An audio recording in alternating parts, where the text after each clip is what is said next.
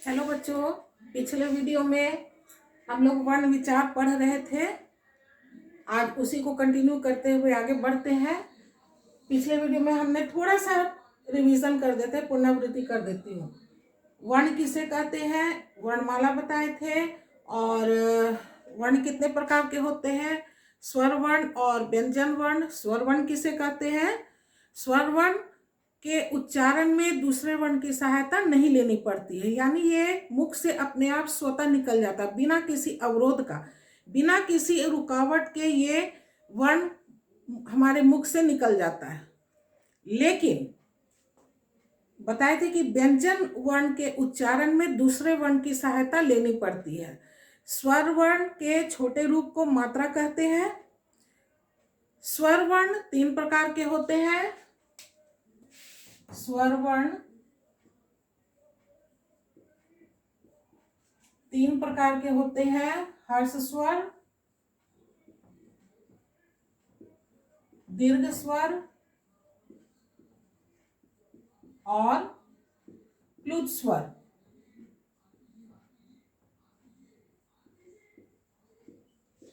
हर्ष का मतलब होता है छोटा, दीर्घ का मतलब होता है बड़ा। यानी स्वर वर्ण कितने हैं संख्या में, 11। कौन कौन है वो, आ, छोटी ई, बड़ी ई, छोटा ऊ, बड़ा ऊ, री। री तो ऐसे संस्कृत में होता है री, ए ओ और औ। ये 11 है। री संस्कृत में आता है, ऐसे हिंदी में ये इस तरह से भी इसका होता है। तो ये 11 वर्ण है स्वर वर्ण, ये 11 स्वर वर्ण है। ये जो है हमारे मुख से बिना अवरोध के, बिना रुकावट के स्वतः निकल जाता है, किसी प्रकार का दिक्कत नहीं होता है। तो इसमें जो इनमें से ये जो 4 है, छोटी ई, छोटा ऊ और री, ये जो 4 है, इसके उच्चारण में 1 मात्रा का समय लगता है, यानी एकदम कम समय लगता है। बाकी जो अब ये 7 बच गया, 1 2 3 4 5 6 7, इसके उच्चारण में 2 मात्रा का समय लगता है, 2 मात्रा का। तो जिसमें 1 मात्रा का समय लगता है, यानी वो हर्ष स्वर हो गया, क्योंकि कम समय लग रहा है, छोटा है ये। और ये जो 7 है, ये दीर्घ स्वर कहलाता है। इसके उच्चारण में स्वर हर्ष स्वर से दुगुना समय लगता है, यानी इसमें 1 मात्रा का अगर समय लगता है, 1 मात्रा का समय लगता है, तो इसमें 2 मात्रा का समय लगता है।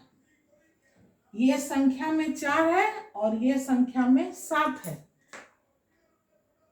हर्ष का मतलब ही है छोटा, इसलिए इसको छोटी ई भी बोलते हैं या हर्ष ई, छोटा ऊ या हर्ष ऊ। दीर्घ यानी बड़ा, बड़ी ई या दीर्घ ई, बड़ा ऊ या दीर्घ ऊ। तो हर्ष स्वर के उच्चारण में 1 मात्रा का समय लगता है, और चूंकि ये दीर्घ है, बड़ा है, इसलिए इसके उच्चारण करने में 2 मात्रा का समय लगता है। और हर्ष स्वर कितने हैं, 4, छोटी ई, छोटा ऊ और री। बाकी जो 11 में से 4 हट गया, 7 बच गया, ये दीर्घ स्वर हो गया, इसमें 2 मात्रा का समय लगता है। प्लुत स्वर जो है ये ओम कहलाता है, ओम। इसको देखते होगे, खास करके संगीत में इस तरह से ऐसे लिखा रहता है, यानी ये मात्रा बताता है, 1 मात्रा लगेगा, 2 मात्रा लगेगा, कितना मात्रा लगेगा वो मात्रा बताता है, कि वो एक वर्ण से दूसरे वर्ण के उच्चारण में कितना समय लगेगा। और इसके उच्चारण में, प्लुत स्वर के उच्चारण में, ये दीर्घ स्वर से भी बड़ा है, इसमें 4 मात्रा का समय लगता है। इसका जो समय है वो 4 मात्रा का समय है। हर्ष छोटा है इसलिए इसमें 1 मात्रा का समय लगता है, दीर्घ बड़ा है इसलिए 2 मात्रा का समय लगता है, प्लुत स्वर दीर्घ से भी बड़ा है, इसलिए इसमें 4 मात्रा का समय लगता है, और वो है वर्ण ओम। उसको इस तरह से लिखते हैं संस्कृत में या फिर संगीत में, इस तरह से मात्रा दिया रहता है कि कितने मात्रा यानी कितना समय वहां पर लेना है। आ करना है तो कितने देर करना है, वो इस तरह से लिखकर इंडिकेट किया रहता है, संकेत किया रहता है। तो हमारा ये हो गया स्वर वर्ण 3 प्रकार के होते हैं। ये 11 में से 7 प्लस 4 हो गया हर्ष, 7 हो गया दीर्घ, प्लुत हो गया ओम। सबसे ज्यादा समय लगता है ओम के उच्चारण में। अब आइए व्यंजन वर्ण। व्यंजन वर्ण के उच्चारण में हमारा मुख का कोई ना कोई भाग आपस में टकराता है ना। इसलिए व्यंजन वर्ण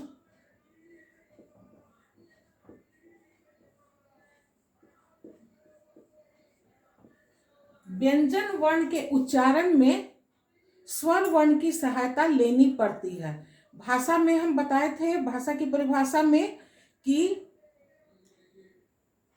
वर्ण की परिभाषा में बताए थे कि भाषा की वह ध्वनि जिसका और खंड या टुकड़ा नहीं किया जा सकता है, वर्ण कहलाता है। तो हमारा जो हिंदी भाषा है उसकी लिपि है देवनागरी, और देवनागरी का व्यंजन वर्ण बताए थे कि क को हम तोड़ सकते हैं। किस प्रकार? क में हलंत लगाकर और अ। अब यही जो हमारा मूल वर्ण है, व्यंजन का मूल वर्ण ये हुआ। इसको अब हम खंडित या तोड़ विभाजित नहीं कर सकते हैं, तो यही वर्ण कहलाता है। जब हम इसमें स्वर वर्ण का अवर्ण जोड़ देते हैं तब ये पूरा कहलाता है। इसको हलंत कहते हैं। ऐसे जो बाईं ओर से दाईं ओर, बाईं से दाईं ओर जब तिरछी लाइन खींचते हैं तो इसको हलंत कहते हैं। आगे बताएंगे। हलंत कहते हैं ये जब हम किसी वर्ण को आधा लिखना होता है तब हम इसका प्रयोग करते हैं हलंत का। तो जब ये आधा है, जब हम इसमें स्वर वर्ण अ जोड़ देते हैं तब ये पूरा कंप्लीट होता है, और तब हम इसका उच्चारण करते हैं क, नहीं तो इसका उच्चारण नहीं कर पाएंगे। इसलिए व्यंजन वर्ण के उच्चारण में हमको स्वर वर्ण की सहायता लेनी पड़ती है। व्यंजन वर्ण की परिभाषा क्या हो गया? जिस वर्ण के उच्चारण में स्वर वर्ण या दूसरे वर्ण या अन्य वर्ण की सहायता लेनी पड़ती हो उसे व्यंजन वर्ण कहते हैं। व्यंजन वर्ण जो है वो संख्या में 33 है। संख्या में कितना है? 33 है संख्या में। कौन कौन है वो? क, ख, ग, घ, अंग, च, छ, ज, झ, इया, ट, ठ, ड, ढ, टवर्गी न, त, थ, द, ध, न, प, फ, ब, भ, म, य, र, ल, व, तालव्य श, मूर्धन्य स, दंत स, ह। नर्सरी क्लास के बच्चों लोगों को छत्रज्ञ भी पढ़ाया जाता है, लेकिन फिर बाद में बताया जाता है कि छत्रज्ञ जो है वो संयुक्त व्यंजन है। वो आगे हम फिर बताएंगे, अभी इतना ही। तो ये जो 33 वर्ण है, एक वर्ण में 5 है, ऐसा 5 वर्ण है। 5 5 जा 25, 26, 27, 28, 29, 30, 31, 32, 33, ये संख्या में 31 होते हैं। और ये 33 वर्ण के उच्चारण में हमको स्वर वर्ण की सहायता लेनी पड़ती है। और इस वर्ण के उच्चारण में, व्यंजन वर्ण के उच्चारण में देखते हैं कि कितना श्वास यानी हवा, वायु मुख से निकलता है, उस आधार पे भी व्यंजन को दो भागों में बांटा गया है। व्यंजन वर्ण के उच्चारण में हमारे मुख से वायु कितने मात्रा में निकलता है, इस आधार पे व्यंजन को भी दो भागों में बांटा गया है। एक है, पहला है अल्प प्राण, और दूसरा है महाप्राण। अल्प का मतलब होता है थोड़ा, अल्प यानी थोड़ा, और महा यानी अधिक।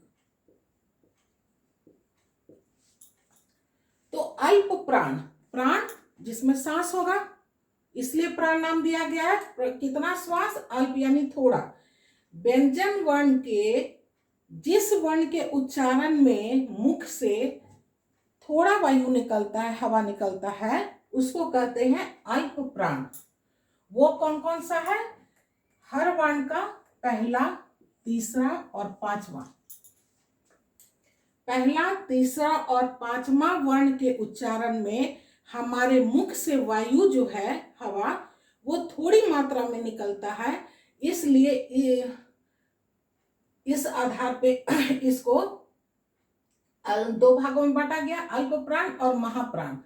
तो पहला, तीसरा और पांचवा वर्ण जो है वो अल्प प्राण कहलाता है, और महाप्राण यानी कि ख और घ के उच्चारण में दूसरा और चौथा वर्ण के उच्चारण में हमारे मुख से वायु अधिक मात्रा में निकलता है, इसलिए इसका नाम महाप्राण रखा गया है। अब है व्यंजन वर्ण के उच्चारण में हमारे स्वर तंत्री में उच्चारण जो करते हैं, यहाँ से स्वर जो निकलता है उसमें जो कंपन होता है, उस कंपन के आधार पर भी व्यंजन को दो भागों में बांटा गया है। वो कौन कौन है? वो है सघोष और दूसरा है अघोष। घोष का मतलब होता है गूंज, घोष का मतलब गूंज, यानी जब हम इसका उच्चारण करते हैं तो स्वर तंत्र में कितना कंपन होता है, गूंज होता है, उस आधार पर भी व्यंजन वर्ण को दो भागों में बांटा गया है। पहला है सघोष, दूसरा है अघोष। स का मतलब होता है साथ और अ का मतलब होता है नहीं, यानी जिस वर्ण के उच्चारण में कंपन होता है उसको कहेंगे सघोष, और जिस वर्ण के उच्चारण में कंपन उतना नहीं होता है उसको कहेंगे अघोष। अब देखेंगे इसमें से सघोष कौन कौन सा है और अघोष कौन कौन सा है। तो सघोष है, सघोष कहलाएगा, इसको हटा देते हैं। ये जो लास्ट तीसरा है ये है सघोष, और य, र, ल, व और ह, ये जो रेखांकित कर दिया अंडरलाइन, ये है सघोष, यानी कि इस वर्ण के उच्चारण में स्वर तंत्री में कंपन होता है। और अब जो ये बच गया, ये क, ख, छ, छ, ट, ठ, त, थ, प, फ और तालव्य मूर्धन्य स और दंती स, ये जो सर्कल कर दिए हैं ये है अघोष, यानी इस वर्ण के उच्चारण में हमारे स्वर तंत्री में कंपन नहीं होता है, इसलिए इसका नाम दिया गया अघोष। ये तो हो गया इन दोनों के आधार पे हमारे उच्चारण करते समय हमारे मुख से वायु जो है कितनी मात्रा में निकलती है, उस आधार पे भी इसको दो भागों में बांटा गया है। उच्चारण करते वक्त हमारे स्वर तंत्र में कंपन कितना होता है, उसके आधार पर भी इसको दो भागों में बांटा गया है। वो कौन कौन सा वर्ण है ये बता दिए। अब जो व्यंजन वर्ण को 33 जो व्यंजन वर्ण है उसको तीन भागों में हमारे शिक्षाविदों ने तीन भागों में बांट दिया है। वो 3 प्रकार कौन कौन से हैं? स्पर्श व्यंजन, अंतस्थ व्यंजन और ऊष्म व्यंजन।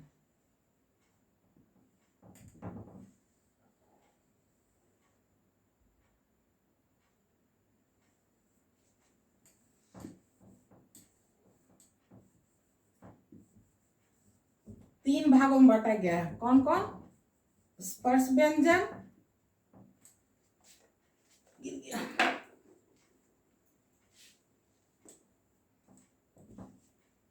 तीन भागों में बांट दिए हैं। हमारे शिक्षाविदों ने व्यंजन वर्ण को 3 भागों में बांट दिए हैं। वो कौन कौन है? क से लेकर म तक ये जो 25 वर्ण है, एक में 5 है, 5 5 25। ये जो 25 वर्ण है इसको उन्होंने कहा स्पर्श व्यंजन। स्पर्श व्यंजन। यर और लव को उन्होंने कहा अंतस्थ व्यंजन।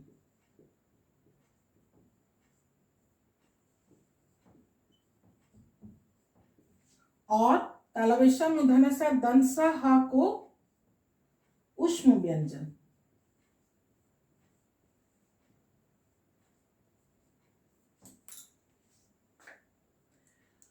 क ख ग घ अंग, इन 5 5 25 को स्पर्श व्यंजन, यर लव को अंतस्थ व्यंजन, तालव्य मूर्धन्य स दंस ह को ऊष्म व्यंजन नाम दिए। अब उन्होंने फिर कहा कि स्पर्श व्यंजन को भी 5 वर्ग में बांट दिए हैं और हर वर्ग का नाम उसके पहले वर्ण के नाम पर रख दिए हैं। पहला क्या है? क, क वर्ग। ये क वर्ग है, च वर्ग, ट वर्ग, त वर्ग और प वर्ग। स्पर्श व्यंजन को उन्होंने फिर 5 वर्गों में बांट दिया और हर वर्ग का नाम उसके पहले वर्ण के नाम पर रख दिया। क वर्ग, च वर्ग, ट वर्ग, त वर्ग और प वर्ग। अब इन 5 वर्ग को उन्होंने सबका उच्चारण स्थान दे दिया। हर वर्ग में 5 वर्ण है और फिर उन्होंने बताया कि ये 5 वर्ग का उच्चारण स्थान क्या है, कहां से इसका उच्चारण होता है। तो स्पर्श व्यंजन उन्होंने नाम पहले क्यों रखा स्पर्श व्यंजन? स्पर्श का मतलब होता है छूना, स्पर्श करना यानी छूना। यानी कि ये 25 वर्ण के उच्चारण में हमारा मुख का भाग कहीं ना कहीं एक दूसरे से छूता है, स्पर्श करता है। इसलिए इस 25 वर्णों का नाम स्पर्श व्यंजन रखाया। फिर उस 25 को 5 वर्ग में बांट दिए। 5 वर्ग में हर वर्ग का उच्चारण स्थान अपना अपना अलग अलग स्थान है। क वर्ग का उच्चारण स्थान जो है वो तालव्य है। तालव्य यानी तालु। तालु किसे कहते हैं? दांत के ठीक पीछे जो एक खुरदुरा जैसा लाइन खींचा खींचा जैसा जो स्थान है उसको कहते हैं तालु।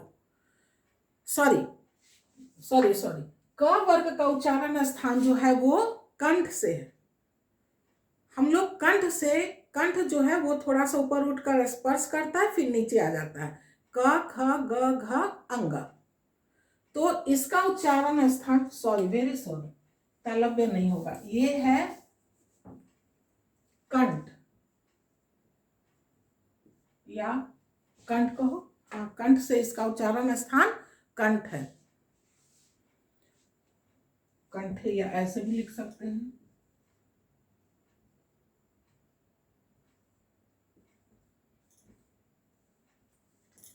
क ख ग घ का उच्चारण स्थान कहां से है? इसका उच्चारण स्थान कंठ से। कंठ से हम लोग इसका उच्चारण करते हैं। कंठ जो है ऊपर उठकर स्पर्श करता है फिर छोड़ देता है। उच्चारण करके देखो, क ख ग घ अंग। च वर्ग का उच्चारण स्थान जो है इसका उच्चारण स्थान तालव्य है। तालव्य यानी तालु। तालु किसे कहते हैं? दांत के ठीक पीछे एक खुरदुरा सा लाइन खींचा जैसा स्थान है, उसी को तालु बोलते हैं। तो चछा जजा इया, इसका जब हम उच्चारण करते हैं तो हमारे मुख का जीभ जो है वो उठकर तालु को छूता है और फिर वापस आ जाता है। उच्चारण कर कर देखो, च छ ज झ इया। इसलिए च वर्ग का उच्चारण स्थान है तालव्य। तीसरा है ट वर्ग। ट वर्ग का उच्चारण स्थान है मूर्धा। मूर्धा यानी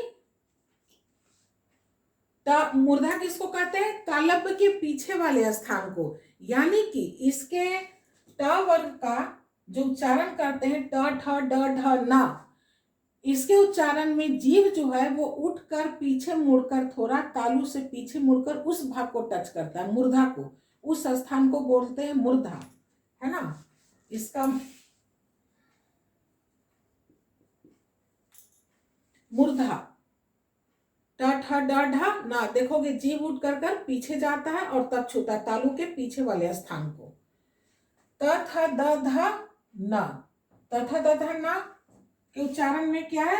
दांत, दंत, दांत बोलो, दंत बोलो, या है ना। इसका उच्चारण स्थान दांत से होता है। देखोगे जीभ जो है वो आगे आकर दांत को छूता है। त थ द ध न, इसका उच्चारण करते समय, त वर्ग का उच्चारण करते समय मुख का जो जीभ है वो दांत को छूता है। प फ ब भ म, प वर्ग जो है इसका उच्चारण करने में होठ आपस में छूता, स्पर्श करता है।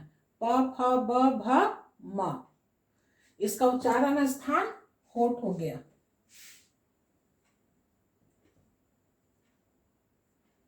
होठ बोले या होठ बोले, होठ।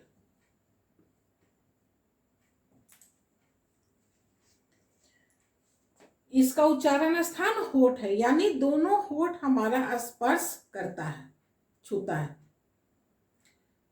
तो स्पर्श व्यंजन को 5 वर्ग में बांट दिया गया है और हर वर्ग का अपना अपना उच्चारण स्थान है। ये कंठ है, ये तालु है, ये मूर्धा है, ये दांत हो गया, दंत, और ये हो गया होठ।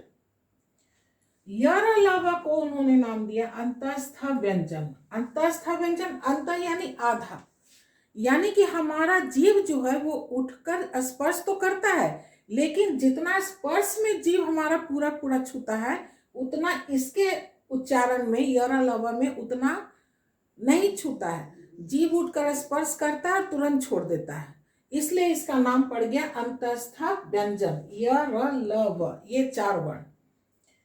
तालव्य मूर्धन्य दंसः, इस 4 वर्ण के उच्चारण को उन्होंने कहा उष्म व्यंजन है। ये उष्म क्यों? उष्म यानी गर्मी। और गर्मी कब पैदा होता है? जब कभी घर्षण होता है। देखो ठंडी के दिन में जब दोनों हाथ हम लोग रगड़ते हैं इस तरह से तो गर्मी होता है ना।